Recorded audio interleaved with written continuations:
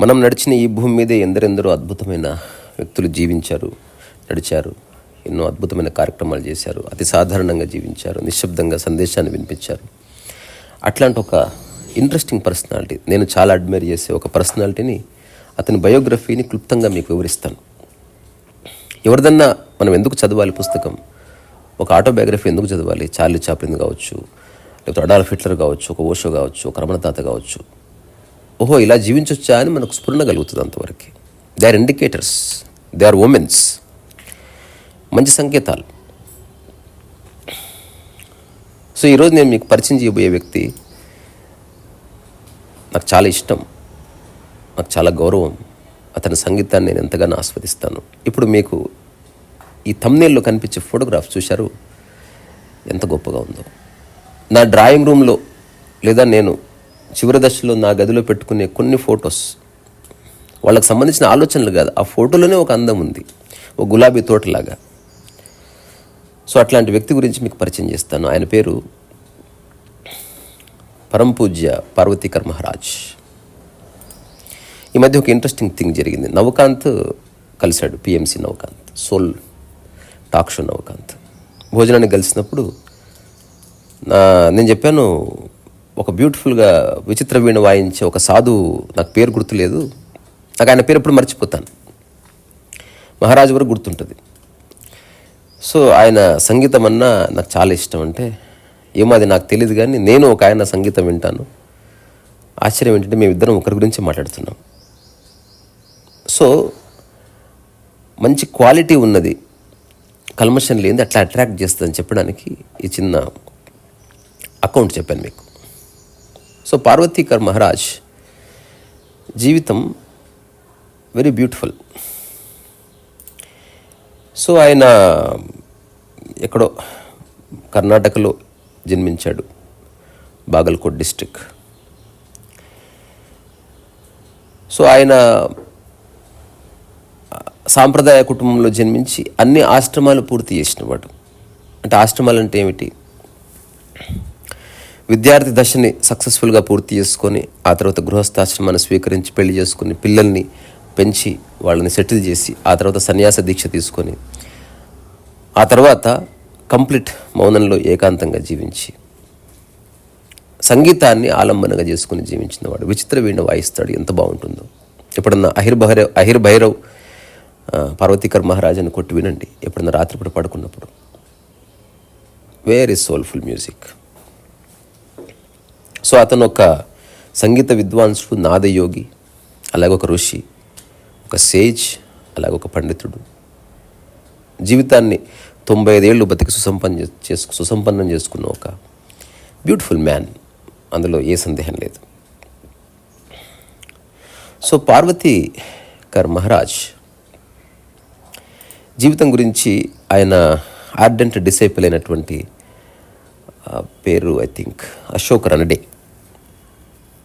ఆయన రాసిన ఒక జర్నల్ మనకి అవైలబుల్ ఉంది. ఆయన 1970s 80sలోనే మరణించాడు కాబట్టి ఆయనకు సంబంధించిన ఎక్కువ డేటా కానీ లేకపోతే వీడియోస్ కానీ అందుబాటులో లేవు. చాలామంది గొప్ప గొప్ప వాళ్ళు, చాలామంది బ్యూటిఫుల్గా జీవించిన వాళ్ళు, చాలా అద్భుతమైన వ్యాఖ్యానాలు అట్లా గాలికి కలిసిపోయాయి. సో చిన్నప్పటి నుంచే తనకి ఒక వ్యక్తి ఫోటో లేదా ఒక మిస్టిక్ ఫోటో లేదా తనకు కనిపించేది కలలో. అతన్ని కలుసుకోవాలని ఇంటి నుంచి పారిపోయిన వ్యక్తి, మళ్ళీ కుటుంబ సభ్యులు ఎక్కడ పోయాడరా వీడు అని తీసుకొచ్చి, వీడు ఇట్లయితే కుదుటపడ్డు అని ఎప్పుడు వాళ్ళ సంరక్షణలో ఉంచుకొని, ఆ తర్వాత చక్కగా చదివిపించారు. ఉస్మానియా యూనివర్సిటీ చదువుకున్నాడట. తర్వాత పెళ్లి చేశారు. కానీ ఆ లోపటున్న ఆలోచన ఎప్పుడు పక్కకు జరగలే. So this is not my life, these are my duties. నీ లైఫ్ వేరు, నీ డ్యూటీస్ వేరు. పిల్లల్ని పెంచడం నీ డ్యూటీ, వాళ్ళతో నీ జీవితాన్ని ఎప్పుడు ముడిపెట్టకూడదు. తర్వాత హఠాత్తుగా ఒకనొక రోజు పార్వతీకర్ మహారాజ్ ఒక సాధువులాగా డ్రెస్ వేసుకొని హీ బికేమ్ ఎ మెండికెంట్, అంటే జ్ఞాన భిక్షువు మారి తన మ్యూజికల్ ఇన్స్ట్రుమెంట్తో అట దేశాన్ని సంచారం చేశాడు. తుంగభద్ర నదికి ఆనుకొని ఒకానొక గట్టు మీద కొన్ని సంవత్సరాలు మౌనంగా ఉన్నాడు, ధ్యానం చేశాడు, సంగీత సాధన చేశాడు. సాయంత్రం పూట అక్కడికి చాలామంది వచ్చి సంగీతాన్ని వినేవాళ్ళు. మెల్లమెల్లగా హిమాలయాస్ని చేరుకున్నాడు. అప్పటికప్పుడు మ్యూజిక్ కాన్సర్ట్స్ దేవాలయాల బయట ఇస్తూ ఉండేవాడు. చాలామంది గ్యాదర్ అయ్యేవాడు. అతను ఎవరిని పిలిచేవాడు కాదు. రండి నేను మ్యూజిక్ కాన్సర్ట్ ఇస్తున్నా, ఇది టికెట్, లేకపోతే ఈమె యాంకరు, ఇప్పుడు సెలబ్రిటీస్ వస్తున్నారు. నో, దాహం ఎట్లా వేస్తుందో అట్లా ఉంటుంది. సో అట్లా బయట కూర్చొని he used to start playing విచిత్ర వీణ.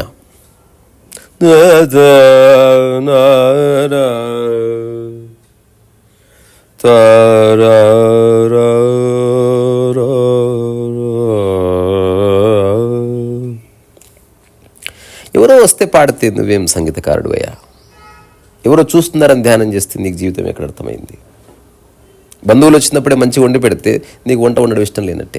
ఎవరున్నా లేకున్నా నువ్వు ప్రసాదం చేసినట్టు చేస్తున్నావా లేదా?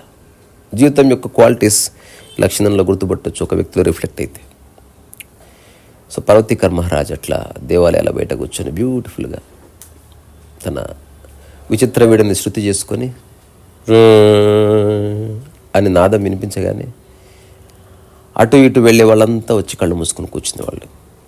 He use to remain silent. ఒక్క మాట మాట్లాడేవాడు కాదు, సంగీతం గొప్పదని చెప్పేవాడు కాదు, ఇలా వినమని చెప్పేవాడు కాదు, ఇలా కూర్చోమని చెప్పేవాడు కాదు. కూర్చునే వాళ్ళు కూర్చోవచ్చు, వెళ్ళేవాళ్ళు వెళ్ళవచ్చు, సంపూర్ణ స్వేచ్ఛ. ఒక గాలి వచ్చినప్పుడు ఆకులు పూలన్నీ ఊగుతాయి, కానీ ఒకటి ఊగినట్టు ఇంకోటి ఊగవుక. కొమ్మ ఊగకుండా బలంగా స్టిఫ్గా నిలబడుతుంది, రాయి అసలే కదలదు.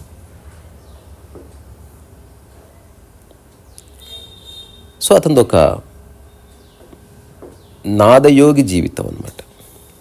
సో ఆధ్యాత్మికతకి సంగీతానికి ఒక అవినాభావ సంబంధం ఉందని అతనిలో ఒక అంతశ్చేతన జాగృతి కలగడం వల్ల దాని జీవితకాలం అనుసరించాడు.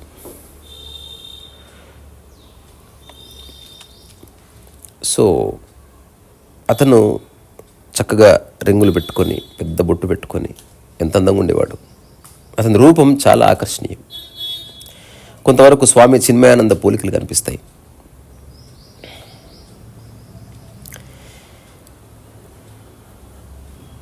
తనకి ఎన్నెన్నో ఇన్విటేషన్స్ వచ్చాయి తన సంగీత కచేరీలు చేయడానికి.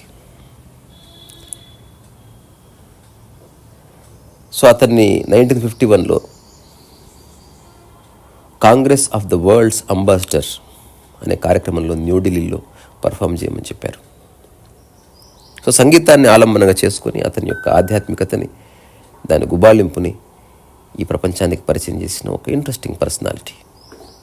ఈరోజు నేను మీకు చెప్తున్నా, ఊరికే వింటారని కాదు, నా టాక్. ఒక్కసారైనా ఆయన సంగీతాన్ని వినండి. అర్థమయ్యే వాళ్ళని అర్థం చేసుకోవాలనే ప్రయత్నం మానేసి జస్ట్ వినండి.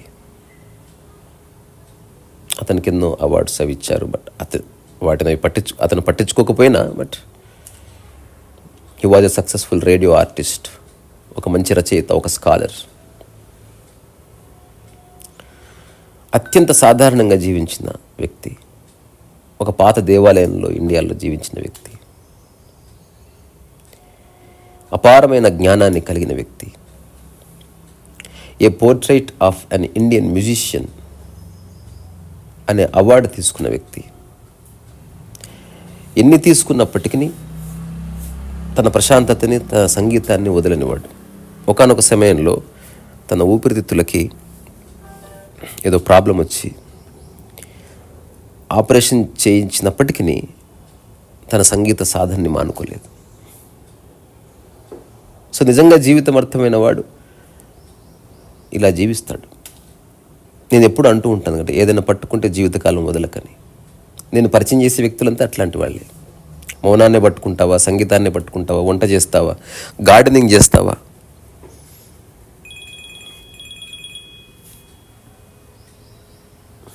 సో ఏం చేసినా సరే దాన్ని జీవితకాలం కొనసాగించు. జీవితకాలం కొనసాగించినప్పుడు నీ ప్రతి మాట ఒక మంత్రమవుతుంది. ఎవరికి తెలియని రహస్యాలు నువ్వు తెలుసుకుంటావు. నువ్వు ఏది ఉచ్చరించినా అందులో ఒక శక్తి ఉంటుంది. నీ యొక్క కదలిక ఒక ఉత్సాహాన్ని ఇస్తుంది. నీ యొక్క టచ్ ఒక శక్తిపాతం అవుతుంది. So life is very mysterious. ఇప్పుడు ఒక అమెజాన్లో ఒక పెద్ద వృక్షం ఉంటుంది. అంత పెద్దగా ఎదగడానికి కారణం అక్కడే పాతుకుపోవడం. అదే చేయవలసింది. సో జీవితంలో పూర్తిగా రూటెడ్ అవ్వాలి, గ్రౌండెడ్ అవ్వాలి. ఏదైనా ఒక పనిని పట్టుకొని నిరవధికంగా ఎన్ని అవంతరాలు వచ్చినా దాన్ని కొనసాగించే ఒకానొక చైతన్యపు చేష్ట జీవితాన్ని పరిపూర్ణంగా పరిచయం చేస్తుంది. కబీర్ అంటాడు, ఏక్ సాధో సబ్ సధే. ఒకదాన్ని పట్టుకో, అన్నీ సాధించబడతాయి. ఒక్కటి పరిపూర్ణంగా అర్థం చేసుకో, అన్నీ పరిపూర్ణంగా అర్థం చేసుకోబడతాయి.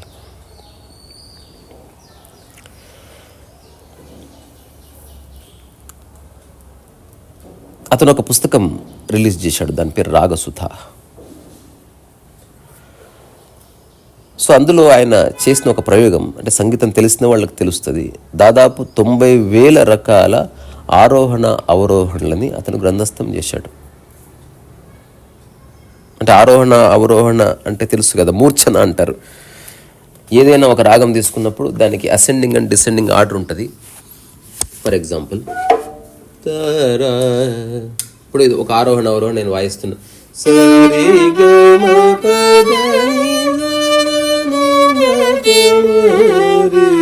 ఇది ఒక ఆరోహణ అవరోహణ. ఇంకో ఆరోహణ ఇదొక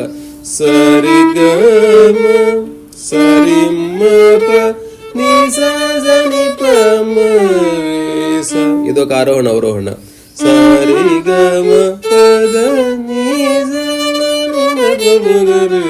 ఇదొక ఆరోహణ అవరోహణ.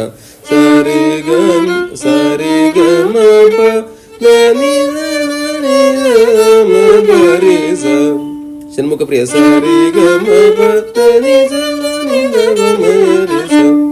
కనర ప్రియ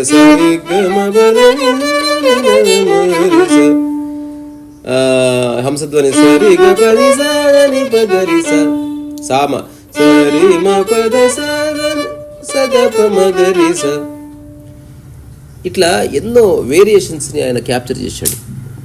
చూడండి వాళ్ళకున్న క్యూరియాసిటీ. ఏదో తిని నేను ఒక విషయం చెప్పాను, బెగ్గరికి ఒక మెండికంటుకున్న తేడా. బెగ్గర్ జస్ట్ అడుక్కొని తిని పడుకుంటాడు అంతే. సో ఇంట్లో ఏమి చాతకకుండా ఎవరో ఫుడ్ పెడితే తిని పడుకోవడం కాదు మనం చేయవలసింది. ఫుడ్ దొరుకుతుంది, ఇప్పుడు ఆ ఫుడ్ ద్వారా వచ్చిన శక్తిని ఏదో ఒక పనికి వినియోగించి తీరాలంట నేను. Then you are human. Rudyard Kipling అన్నట్టు, you are the man my child, you are the man.